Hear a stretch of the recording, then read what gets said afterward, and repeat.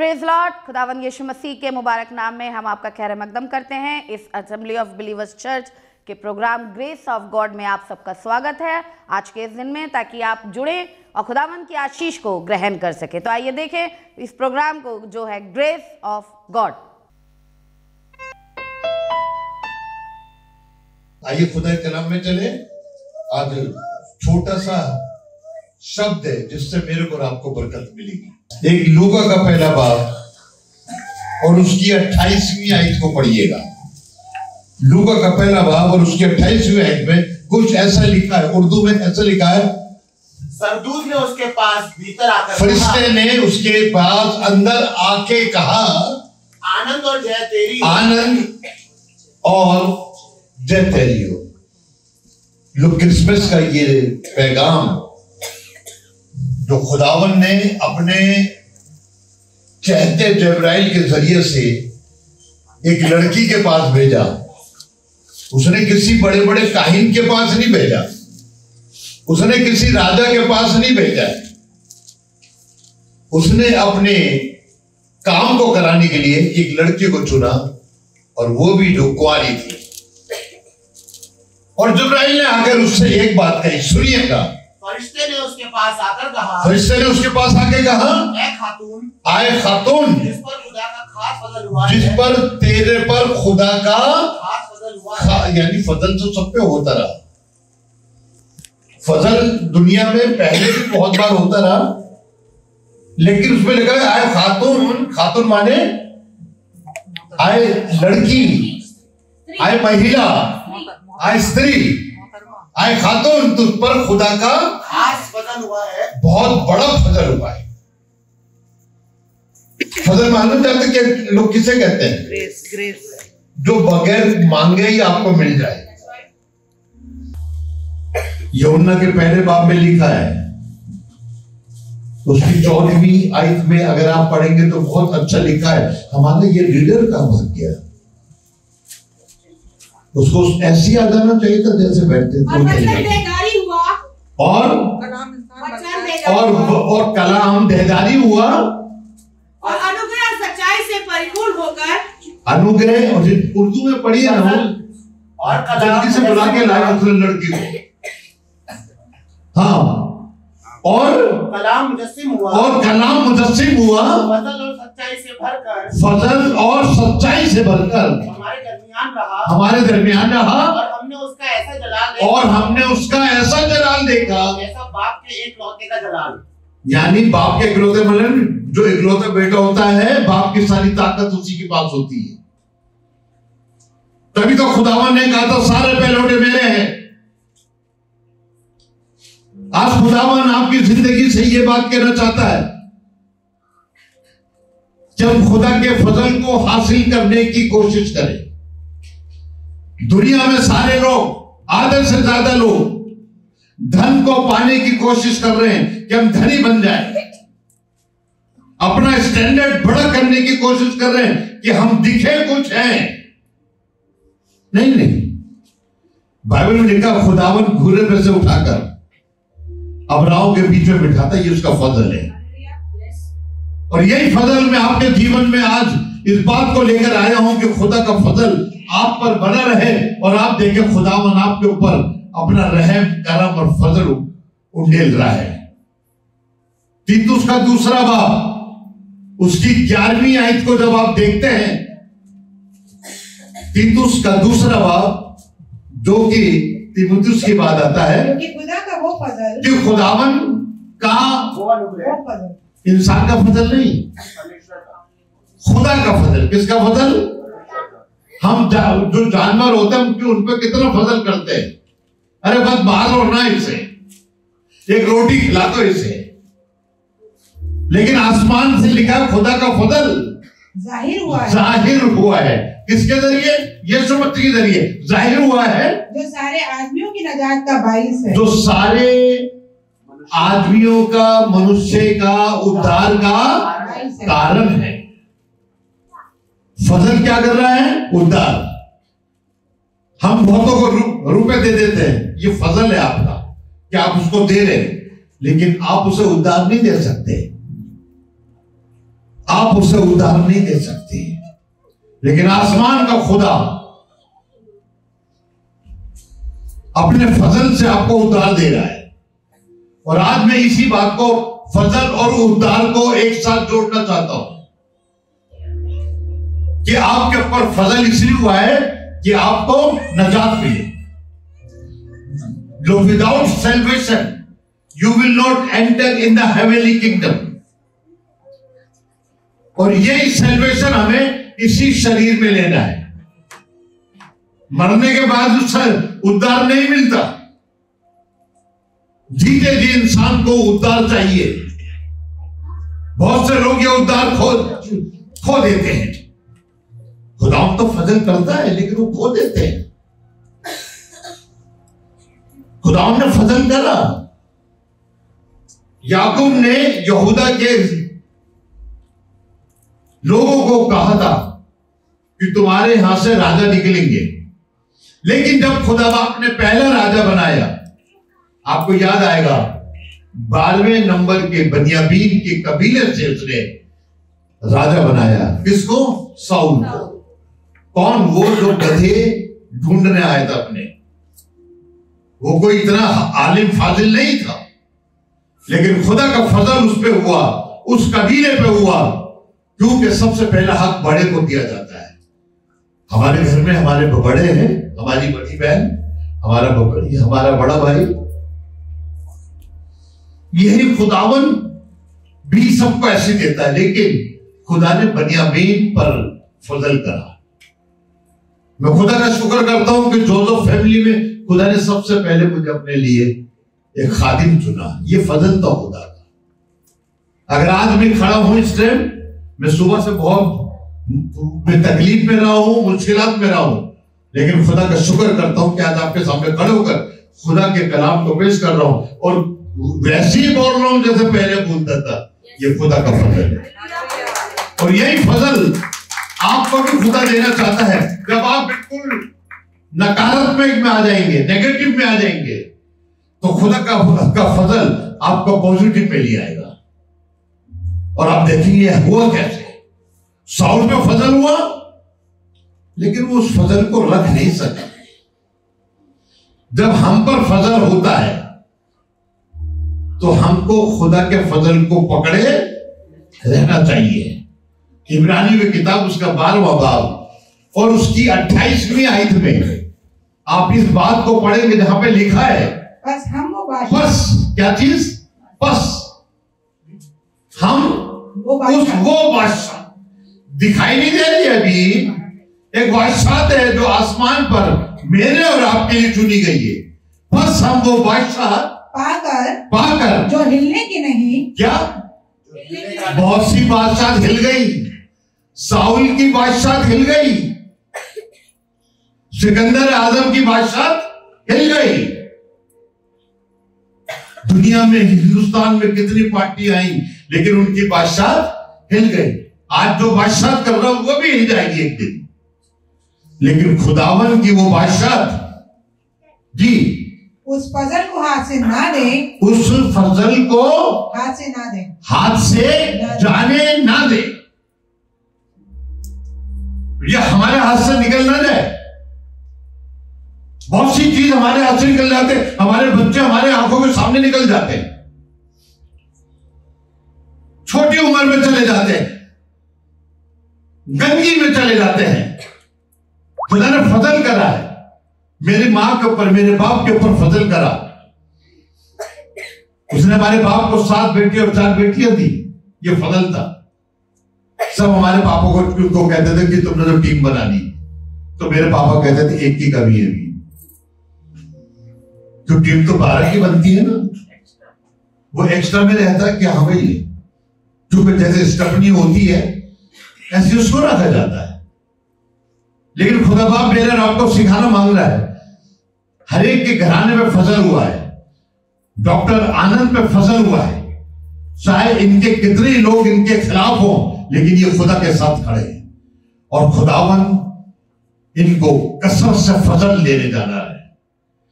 इनकी शादी एक ऐसी लड़की से होगी जो मरियम की तरह होगी। ये फजल है खुदा का। चीज हमारी ताकत से नहीं मिलती, रुपए से नहीं मिलती, किसी और चीज से नहीं मिलती, खुदा के फजल से मिलती है। मेरे को बोलने का जो वो तरीका दिया, मेरे अपने तरीके से नहीं, खुदा के फजल से मिली है।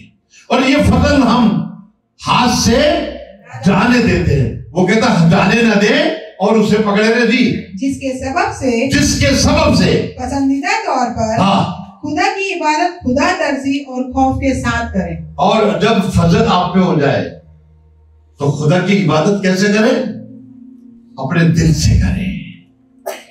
तभी तो एक दिन ज़बूर लिखने वाला कह रहा था, आओ हम खुदा की इबादत खुशी से करें। आप चाहते हैं फजल हो तो पाप को कभी अपने पास ना आने दो। उस लड़की ने उसके बाद पाप को अपने पास आने नहीं दिया। खुदा का फजल जब उस पर उतरा तो वो खुश होती रही। देखिए एक दिन पौलुस कहने लगा, गलतियों की किताब उसका 2 बाब उसकी 21वीं आयत में कुछ ऐसा लिखा, पढ़े। गलतियों की किताब उसका 2 बाब उसकी 21वीं आयत में, मैं खुदा के फजल को बेकार नहीं करता। कौन कह रहा है? वो पौलुस जो बड़ा निकम्मा था, जो लोगों को मारता था, स्तिफनुस को उसने मरवा दिया था और उसके कपड़े पौलुस के पांव पे पड़े थे। तो वही आदमी लिख रहा है, मैं अपने फजल को बेकार नहीं करता क्योंकि राजबाजी अगर शरीयत के वसीले से मिलती तो मसीह का मरना आबस होता। इसके माने समझ गए ना? बहुत सी चीजें शरीयत से मिलती रही, लेकिन यीशु के आने के बाद वो सारी चीजें फजल से मिलती रही। और आज खुदावन आपकी जिंदगी से यह चाहता है, आपके पास जिस चीज की कमी है वो फजल से देगा। आपके पास छोटी गाड़ी है होंडा की, और बड़ी वाली दे देगा, ये फजल से देगा, आपके रुपए से नहीं देगा। हमारे यहाँ बहुत से ऐसे लोग हैं जिस पर खुदा ने फजल करा। अरे एक उदाहरण तो नितिन को ही देख लीजिए, ये था क्या? ये जो बहुत बार जब होता था चर्च में तो सोच सकते आज ये जो कुर्सियां टूटेंगी, लेकिन खुदा ने इसी पे फजल करा। खुदा ने इसी पे फजल करा और यही फजल चाहते हैं। पूरे केरल सिटी में मैं इसको ही देखता रहा और इसकी औरत से कहता रहा, इसमें तब्दीली आ रही है, लेकिन कई शैतानी यानी बात सुन ना ले, इसके फजल को छीन के ना ले जाए। शैतान हमेशा यही करता है, हमारा फजल हमसे छीन लेता है। हमारे घर में खुदा का फजल से शांति है। औरत ऐसी थी, आदमी ऐसा दिया कि हमारा घर अच्छा चल रहा है, लेकिन शैतान से ये देखा नहीं जाता। वो किसी एक को ठुकरा देता है, बर्बाद करा देता है। फजल तो खुदावन ऐसों पे करता है जिन्हें किसी चीज की उम्मीद होती नहीं है। आपको मालूम है कि खुदा ने एलिया से क्या कहा था, जरा बताएंगे? 3.5 साल के बाद खुदा उतरा और एलिया से कहने लगा, मालूम क्या कहा? बताइए, कहां जाने के लिए कहा था? उसने कहा शारपत के जंगल में जा। बड़े ध्यान से सुनिए, कहां भेज रहा है? जंगल में। हम खुदा किसी अच्छे वाले बाग में भेज देते। क्या लगा? तो शारपत के जंगल में जा और मैंने वहां पे तेरे लिए एक बेवा का इंतजाम करा है। अरे खुदा बेवा का, उसके पास तो खुद खाने के लिए नहीं होगा। लेकिन खुदा मालूम में किस पे फजल कर रहा था? किस पे? विधवा पे। एलिया पे नहीं कर रहा था। एलिया का तो वो सुनी कौवे को खिला रहा था, लेकिन उस पर फजल कर रहा था। एलिया के द्वारा गिराया, जब तक पानी नहीं बरसेगा तेरे मटके का आटा खत्म। इसे फजल कहते हैं। इसे क्या कहते हैं? ये फजल है कि आपके मटके का आटा खत्म नहीं हो रहा है। और खुदावन यही चाहता है, आपकी कोई चीज खत्म ना हो। नितिन के पास अगर 1 करोड़ रुपए है, इसने मटके में भर रखे, वो खत्म ही ना हो, बने रहे। और जो कि वो औरत कह रही थी आज मर जाएंगे, क्या कह रही थी? आज मर जाएंगे, मैं और मेरा बेटा हम दोनों मर जाएंगे। लेकिन खुदा का फजल देखिए, खुदा तो मौत को भगा देता है। जब मैं आया था तो मैं बिल्कुल परेशान था, मैं सुबह से परेशान हूं। गाड़ी चला के गया था तो चक्कर आ रहे थे, लेकिन खुदावन साथ रहता है ना, तो वो कुछ होने नहीं देता। और खुदावन चाहता है ये फजल जो बेवा में हुआ, जिसके घर से किसी भी चीज की कमी नहीं हुई, वही खुदा आपका भी खुदा है। उसने एलिया से कहा था, आज खुदावन आप, ये न्यूटन से कह रहा है, आए नितिन तेरे पास कमी नहीं होगी, आए मेरी बड़ी बहन तेरे पास कमी नहीं होगी, आए खुदावन के लोगों तुम्हारे पास कभी कोई कमी। लेकिन क्या मानो ये कब होता है? अब बड़ा अच्छा सुन रहे यार, अच्छा बेवक की तरह हमारे पास भी रहेगा। अरे बेटा ये तो सुनो, उसने अपनी आखिरी रोटी भी खुदा के खादिम को देना समझा। क्या हम ये करते हैं? हमने कहा था बड़े दिन के लिए हम आपको ये वो दे रहे एनवेलप, सिर्फ 2 लोगों ने दिया है। आई अप्रिशिएट जो वैशाली तकरीबन आधे लोगों ने दे दिया ना। देखिए वो छोटी वाली कलीसिया कितनी आगे बढ़ रही है। कहीं ऐसा ना हो कि वो हमको डिफीट कर दे, वहां पे 150 लोग हो जाए। आमीन। क्योंकि कभी भी किसी की खिदमत बेकार नहीं जाती है। मैं वहां पर 1995 से सेवा कर रहा हूं, यानी 29 साल हो गए, और खुदावन ने बढ़ाया है। जो चले गए थे उनके पास नहीं जाते, नई पत्तियां निकालने उनमें। देखिए नई पत्ती में एक राज है। लोग जो के ये पत्ती है तो काली, लेकिन है बड़ी दिल वाली। मेरे पीछे सारा काम यही संभालता है। इसके खुदा में आने से इसकी मां ठीक हो गई है। इसके खुदा में आने से इनके घर से दुष्टात्मा निकल गई है। जब हम खुदा के पास आते हैं तो खुदा का फजल ये होता है, जो डॉक्टर नहीं कर सकता वो खुदा कर सकता है। और ये मैं आपके जीवन से चाहता हूं। आपके पास रुपया कहीं से नहीं आ रहा, लेकिन खुदा ये काम करेगा। हमारा कन्वेंशन सेंटर बनना है, लोग कल या परसों वहां पे छत डल जाएगी। सोलर लग गया है, समरसेबल लग गया है, पेड़ खड़े हो गए लंबे लंबे वाले।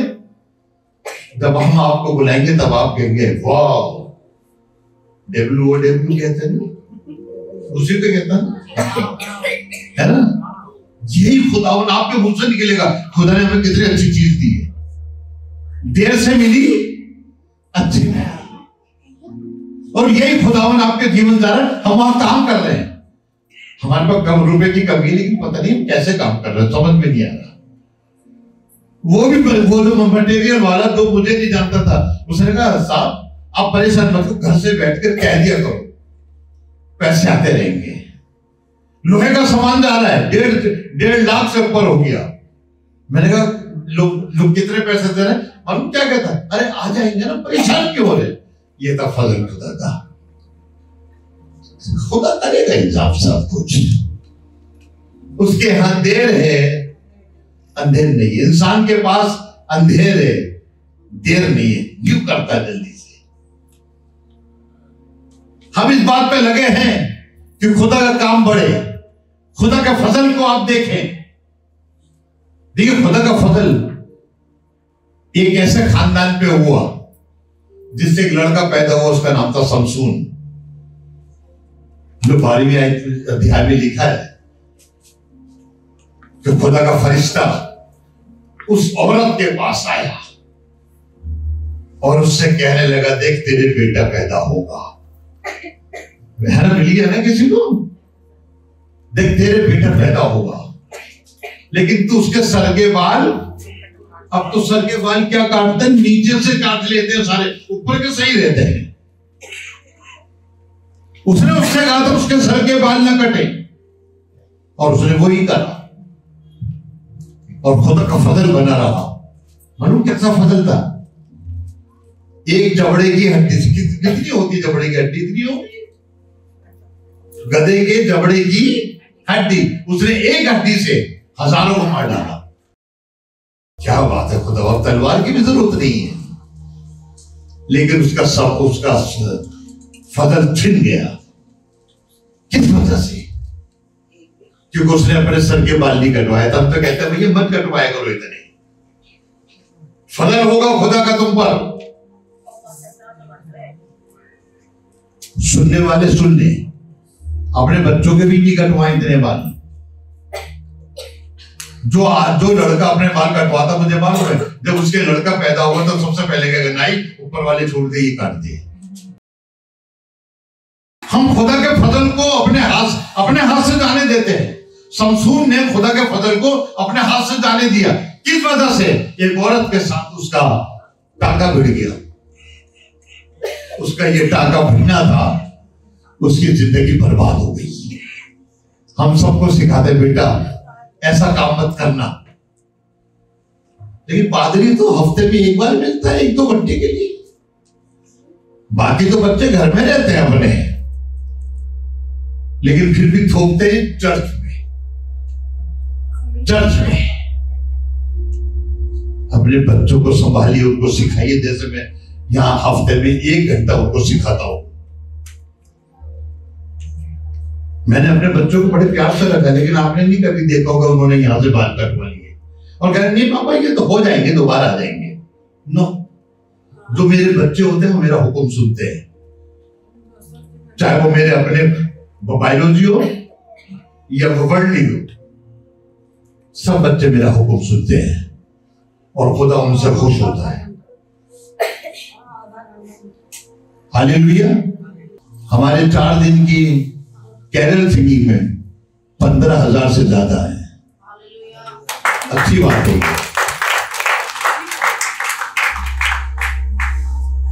और यही हम चाहते हैं, खुदा के लोग अपना हाथ बढ़ाते रहे। जब आप अपना हाथ बढ़ाएंगे यीशु की तरह, बहुत से पतरस बचा लिए जाएंगे, बहुत से पतरस आप बचा लेंगे, क्योंकि खुदा ने ये बरकत आपको दी है, ये फजल आपको दिया है कि कोई डूबे तो उसको बचा लो। हम सबको ये चीज सिखाते आ रहे हैं कि खुदावन ने आपको चुना इसलिए कि आप दूसरों के लिए अपना हाथ बढ़ाएं, ताकि खुदा का फजल उसमें दिखे। तब जब आप अपना हाथ दूसरे के लिए बढ़ाएंगे, किसी गरीब के लिए बढ़ाएंगे, किसी खुदावन के बंदे के लिए बढ़ाएंगे, तो आप जानते हैं खुदावन अपना हाथ आपके लिए बढ़ाएगा।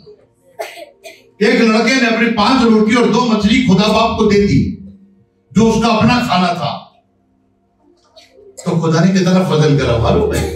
12 टोकरे उसके रोटी के टुकड़ों से भर गए। ऐसे आपके भीतर ये बर्तन अनाजों से भरे रहेंगे, कभी कमता ही नहीं। लेकिन बांटना तो सीखे, देना तो सीखे।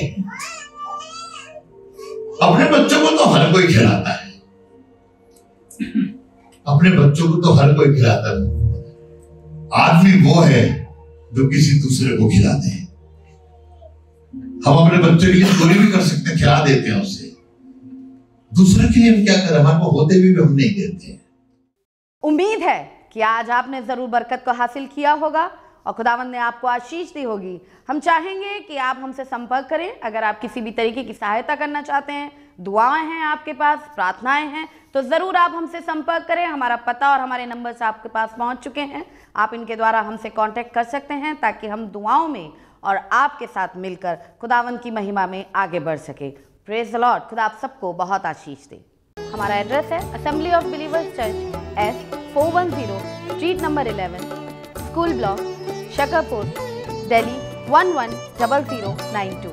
और अगर आप हमसे फ़ोन पे कांटेक्ट करना चाहते हैं तो हमारे नंबर हैं 8527158740 और दूसरा नंबर है 9891358387। इसके अलावा 9891152423।